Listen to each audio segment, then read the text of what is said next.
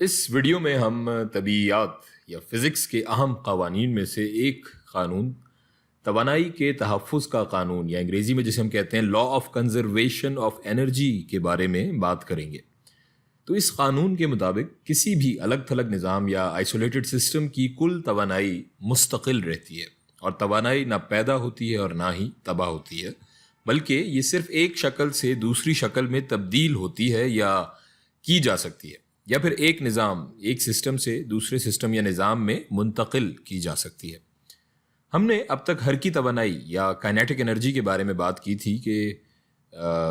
کسی چیز کی حرکت کی توانائی کائنیٹک انرجی یا حرکی توانائی کہلاتی ہے۔ اسی طرح ہم نے پوٹینشیل انرجی کے بارے میں بھی بات کی،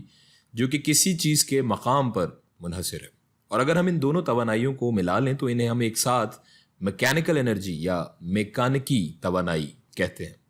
اس کے علاوہ اور کئی مختلف اقسام کی توانائیاں انرجیز موجود ہیں کائنات میں، لیکن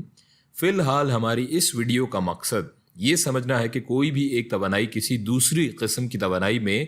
تبدیل ہو سکتی ہے اور کیسے۔ فرض کریں ہمارے پاس ایک سسٹم ہے جس میں پوری کائنات ہے، ایک طرح سے ایک مائکروکازم کہہ سکتے ہیں، ایک گیند سمجھ لیں ہے، اور اس میں ایک اپنا نظام ہے، ایک کائنات ہے، اور اسے ہم فرض کریں ارتھ بال سسٹم کہہ لیتے ہیں، اور ہم فرض کر لیتے ہیں کہ یہ سب سے الگ تھلگ سسٹم ہے یا ایک آئسولیٹڈ سسٹم ہے۔ اب فرض کریں کہ یہاں کوئی ہوا نہیں ہے، ویکیوم ہے، اور چونکہ یہ گیند ساکن ہے تو یہ کہنا درست ہوگا کہ یہاں ہمارے پاس کشش ثقل کی تمام ممکنہ توانائی موجود ہے، یا انگریزی میں جسے ہم کہتے ہیں پوٹینشیل گریویٹیشنل انرجی موجود ہے۔ اسے ہم یو جی سے ظاہر کر لیتے ہیں، اور یہاں فی الحال کوئی حرکی توانائی موجود نہیں ہے۔ اب ہم فرض کرتے ہیں کہ اس گیند کو ہم اوپر سے نیچے کی جانب چھوڑ دیتے ہیں، اور یہ زمین سے ٹکراتی ہے، اور ٹکرا کر اچھلتی نہیں، باؤنس بیک نہیں کرتی۔ تو اب کیا ہوگا یہاں؟ اب یہاں ممکنہ کشش ثقل کی توانائی، پوٹینشیل گریویٹیشنل انرجی کی توانائی صفر ہو جائے گی۔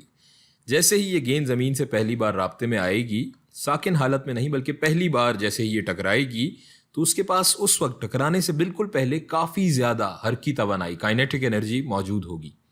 تو اب یہاں یہ ہوا کہ یہ اوپر والی تمام ممکنہ کشش ثقل کی توانائی پہلے تبدیل ہو گئی اس تمام حرکی توانائی یا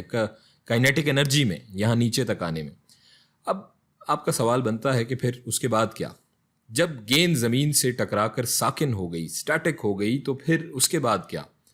کیونکہ اب لگ یہ رہا ہے کہ اس میں اب کوئی توانائی نہیں، اور جو توانائی پہلے موجود تھی وہ اس عمل کے دوران یا اس عمل کے فوراً بعد وہ تباہ ہو گئی یا ختم ہو گئی۔ ہوا یہ ہے کہ اصل میں یہ تمام توانائی منتشر ہو گئی ہے گرمی کی صورت میں، ہیٹ کی صورت میں، اور یہ تھرمل یا حرارتی توانائی میں تبدیل ہو گئی ہے،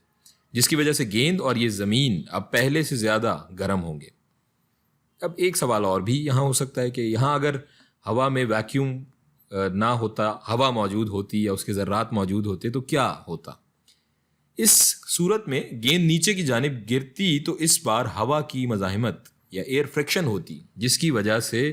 اس کے گرنے کی رفتار کم ہوتی پہلے مثال کے مقابلے میں، اور جب یہ نیچے تک پہنچ کر زمین سے ٹکراتی تو اس کے پاس اتنی حرکی توانائی یا کائنیٹک انرجی موجود نہیں ہوتی جو پہلے تھی۔ یہاں بھی لیکن دیکھنے میں ایسا لگ رہا ہے کہ کچھ تعداد توانائی کی تباہ یا ختم ہو گئی اس عمل کے دوران، لیکن ظاہر ایسا نہیں ہے، کیونکہ اس بار صرف گیند ہی نہیں بلکہ اس کے ارد گرد ہونے جو ہوا تھی جہاں سے یہ گیند گزر کر نیچے آئے گی وہ بھی گرم ہوگی، اور اس وجہ سے یہ ہوا میں بھی تھرمل توانائی کی شکل میں توانائی منتقل ہو جائے گی ہوا کے ذرات میں، جو کہ اب گرم ہو جائیں گے پہلے کے مقابلے میں جہاں سے یہ گیند گزرے گی۔ اب ہم اس چیز کو ریاضی کی مساوات کی صورت میں لکھنے کی کوشش کرتے ہیں۔